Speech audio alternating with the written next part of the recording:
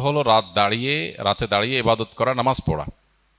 এই জন্য আমরা লাইলাতুল কদরে ইনশাআল্লাহ তৌফিক অনুযায়ী দুই রাকাত করে করে লম্বা লম্বা কেরাত, লম্বা লম্বা রুকু, লম্বা লম্বা সিজদা দিয়ে খুব মনোযোগের সাথে দীর্ঘ সময় নিয়ে আমরা নামাজ আদায় করার চেষ্টা করব। এটাই হলো লাইলাতুল কদরের নামাজ। এর কোনো রাকাত সংখ্যা নাই যে এত রাকাত পড়তে হবে, যার যতটুকু তৌফিক হয় 2 রাকাত, 4 রাকাত, 6 রাকাত, 8 রাকাত তারাবির পরে রাতভর আমরা সে নামাজগুলো পড়তে থাকবো ইনশাআল্লাহ। নামাজের পাশাপাশি লাইলাতুল কদরে করার জন্য স্পেশাল আমল নবী করিম সাল্লাল্লাহু আলাইহি সাল্লামের পক্ষ থেকে রেকমেন্ডেড আমল একটাই আছে, সেটা হলো মা আয়েশা রাদিয়াল্লাহু তাআলা আনহা বর্ণিত হাদিসে যে দোয়ার কথা আমরা জানি, সেটা হলো আল্লাহুম্মা ইন্নাকা আফুউন তুহিব্বুল আফওয়া ফাফু আন্নি। হে আল্লাহ, আপনি ক্ষমাশীল, ক্ষমাশীলতাকে পছন্দ করেন, অতএব আমাদেরকে ক্ষমা করে দিন।